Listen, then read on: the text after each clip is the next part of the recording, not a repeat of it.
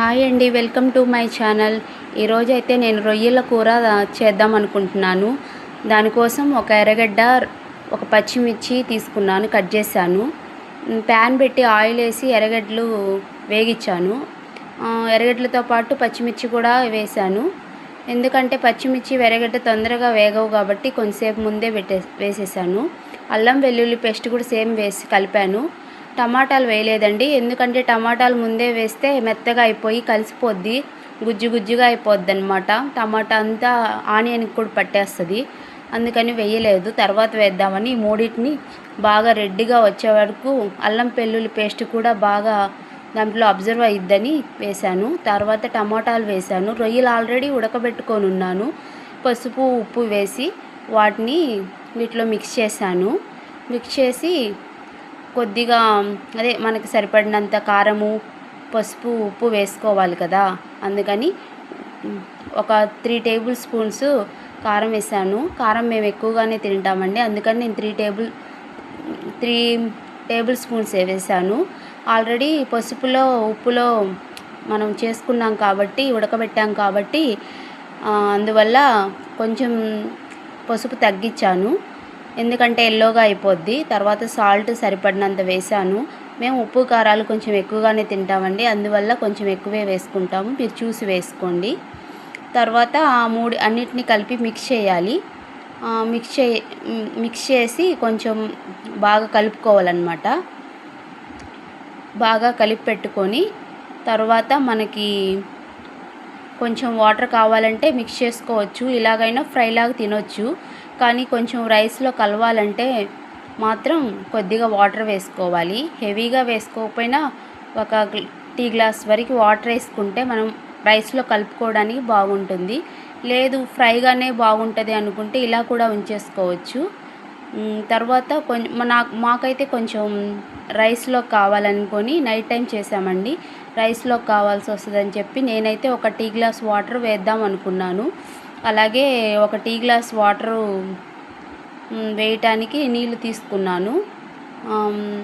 అదే కొంచెం కొంచెం హీట్ ఎక్కిన తర్వాత కొద్దిగా టీ గ్లాస్ నిండా వాటర్ వేసాను. వాటర్ వేసి కొంచెం అటు ఇటు కలయబెట్టి తర్వాత అన్నీ టేస్ట్ చూశాను. ఉప్పు అవన్నీ సరిపోయాయా లేదా అని ఒకసారి చెక్ చేసుకున్నాను. మాకైతే ఉప్పు కారం హెవీగానే తింటాము కొంచెం, అందువల్ల మాకు సరిపోద్ది. మీరు తక్కువ తినే వాళ్ళైతే తక్కువే వేసుకోవచ్చు. అయితే మంచిదండి, ప్రోటీన్ ఉన్న ఫుడ్ కాబట్టి రొయ్యలు ప్రిఫర్ చేయాలి, ఎందుకంటే పిల్లలు కూడా చాలా ఇష్టంగా తింటారు. ఇంకా ఏది చేయాలన్నా మనకు టైం పట్టిద్ది, అవి తినాలంటే కూడా పిల్లలు కొంచెం కష్టంగా తింటారు, రొయ్యలు బాగా తింటారనమాట. ఇంకా ఫైనల్గా రొయ్యల కర్రీ అయితే ప్రిపేర్ అయిపోతుంది. కొత్తిమీర కరివేపాకు లేవండి, పుదీనా మాత్రమే ఉంది. నైట్ అప్పటికే 10 అయ్యింది. 10కి పుదీనా కొత్తిమీర ఇవన్నీ ఎత్తుక్కుంటూ ఉండలేం కాబట్టి ఇంట్లో పుదీనా ఉంటే పుదీనా వేసేసాను. అయితే పర్ఫెక్ట్గా బాగా వచ్చిందండి కర్రీ, బాగా తిన్నాము. తర్వాత ఇంకా కొత్తిమీర కరివేపాకు లేవండి, అందువల్ల పుదీనాని తీసుకొని పుదీనాని పైన వేసేసాను. తర్వాత ఉడికింది బాగా. 5 మినిట్స్లో అలాగే మూత పెట్టేసి కొంచెంసేపు ఉడకనిచ్చానండి. ఉడికిన తర్వాత ఒక్కసారి చెక్ చేశాను, రొయ్య ఎలా ఉంది, ఉప్పు కారం రొయ్యలకు పట్టిందా లేదా అని చెక్ చేశాను. పర్ఫెక్ట్గా ముక్క బాగుందండి. రొయ్యలు కర్రీని పిల్లలు చాలా ఇష్టంగా తింటారండి, అందువల్ల అందరు చేయడానికి ప్రిఫర్ చేయండి. ఇంకా తర్వాత ఒకసారి చూసుకున్నానండి ఎలా ఉంది ఏంది అనేది, ఏమి వేయాలనేది. లాస్ట్ ఫైనల్గా ధనియాలు, తెల్లగడ్డ, దాల్చిన చెక్క అవన్నీ వేసి నేను పొడి చేసి పెట్టుకొని ఉంటానండి. ఇట్లాంటివి సడన్గా తీసుకొస్తే అప్పటికప్పుడు గ్రైండ్ చేసుకోలేమని ముందే వేసి పెట్టుకుంటాను. ఆ పౌడర్ని ఇంకా ఫైనల్ టచ్గా మనం చేసేది ఏముందంటే అదే ఆ పౌడర్ ఉంటుంది కదండి, ధనియాల పొడి, దాల్చిన చెక్క, లవంగాలు, అవన్నీ కొబ్బరి అన్నీ మిక్సీకి పట్టి నేను ముందే ప్రిపేర్ చేసి పెట్టుకుంటానండి. దాన్ని ఫైనల్గా వేసేసాను. ఇప్పుడు మీకు చూపిస్తున్నాను కదా, అలాగ 2 టేబుల్ స్పూన్లు ఫైనల్గా వేసేసాను. వేసిన తర్వాత ఇంకా మనకి రొయ్యల కూర అయితే వంటగదిలో నుంచి హాల్లోకి పోతుందంట.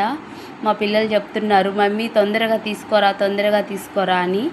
ఆల్మోస్ట్ అయిపోయిందండి. ఇంకా 5 మినిట్స్ అలా మొత్తం మసాలా అంతా దానికి పట్టే వరకు ఉంచేసి తర్వాత ఇంకా రైస్లో తినేయొచ్చండి.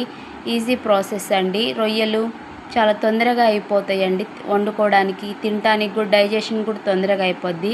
ఇంకా మనం ఏం చేయాలన్నా కుదరదు. ఇంకా 5 మినిట్స్కి అంతా ప్రిపేర్ అయిపోద్దండి. ఆల్మోస్ట్ కర్రీ అంతా చిక్కబడిపోయింది. ఇంకా మనం 5 మినిట్స్లో కర్రీ రెడీ అయిపోద్ది. ప్రాన్స్ అంటే చాలామంది ఇష్టంగా తింటారండి. ఎందుకంటే చేపలు తినాలంటే పిల్లలకి ముళ్ళుంటాయి, వాళ్ళు సరిగ్గా తినలేరు. ఇవంటే డైజెషన్ తొందరగా అయిపోద్ది, ఇంట్రెస్ట్ ఎక్కువ ఉంటుంది కదా, అంటే తినాలన్న కోరిక ఉంటుంది. ఎందుకంటే దీనివల్ల తొందరగా డైజెషన్ అయిపోద్ది.